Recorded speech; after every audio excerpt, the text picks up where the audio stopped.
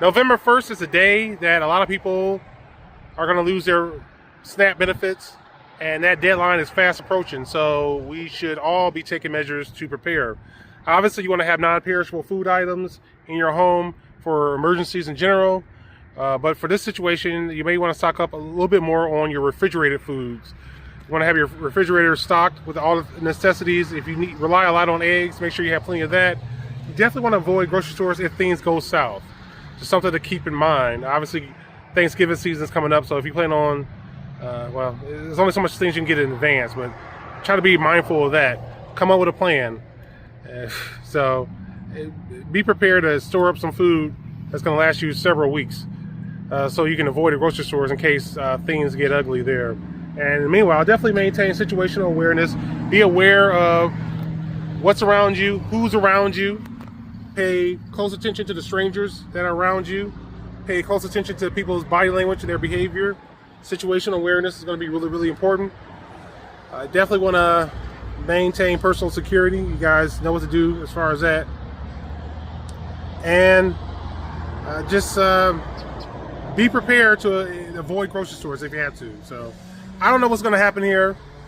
I don't know if the government shutdown is going to come to an end. I don't know if the Republicans and Democrats are going to come together and come up with some type of deal. But if they don't, and this goes on for a while, we all need to be prepared for it. So I'm going to throw some ideas out there for you guys. All right, here's an idea for emergency preparation. Pretty cost effective. You can get yourself a 20-pound bag of rice, or maybe a couple bags of rice. You get some chicken broth. It goes really well with the rice. And you can also get some chicken in the can, which I already have this. I just decided to get some more and bring it all together. You can have something that can last a pretty decent amount of time. So just an idea to have this stuff non-perishables, or at least it'll last a fairly good amount of time. You can use this stuff. Definitely want to focus on white rice, or the thing about the brown rice is that it won't hold as well. But anyway, just some ideas. Yeah, so those are some things that you can actually use to ration in case there's an emergency. You can actually stretch that out if you have to. So those are some items I definitely recommend people consider. You can incorporate canned beef, canned ground beef, although that can get kind of expensive. But these are some options, you know. Obviously, self-defense is all a part of that. I'm sure a lot of you guys are already working on that. Speaking of which, there's been a lot of talk about Glock recently. And let me just put it this way. There's a lot of options out there. So I'm looking at Walther PDP. I'm actually considering that. So I'm going to continue to carry the Glock 21 right now because I love it. But in the future, long term, that's the alternative that I'm looking for if Glock doesn't work out. Anyway, let's talk about Russia. This Russian test, this new Russian nuclear missile.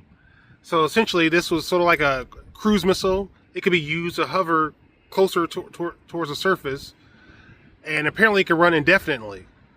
It has a nuclear power source, which is interesting for a missile, and it can run almost indefinitely. This could create a challenge for U.S. American defense systems. Now, this is different than the ICBM, intercontinental ballistic missile, because the intercontinental ballistic missile goes high up in the atmosphere, and it provides some type of opportunity for the defensive forces to shoot it down, although not very likely, but the actual success rate isn't that great. So Trump came out and called this new experimental missile, this test, inappropriate. And I don't think this is really a game changer. I don't think this is the big problem that Russia faces. I think the big problem that Russia faces is the fact that the U.S., NATO, is convinced that he's not going to do anything. He has set some red lines out before, and NATO's crossed those red lines. So now NATO's been conditioned to believe that he's not going to respond to any red lines being crossed, and that could be really dangerous. That could create a situation where there's a miscalculation, where NATO crosses a line and not understand that they've crossed the wrong line. And that's one of my concerns, that it could lead to nuclear war because of that situation. Anyway, some good news. Could light therapy be used to target cancer cells? Well, apparently in Texas, they had a breakthrough. Researchers at the University of Texas, Austin, use infrared lights to target cancer cells. They're able to eliminate the vast majority of them, about 90%. and they were able to do so while keeping the healthy cells pretty much untouched. So if they can utilize this, this could be really huge. They're actually using these lights to target colon cancer cells and skin cancer cells. So it's pretty exciting. I hope it works out.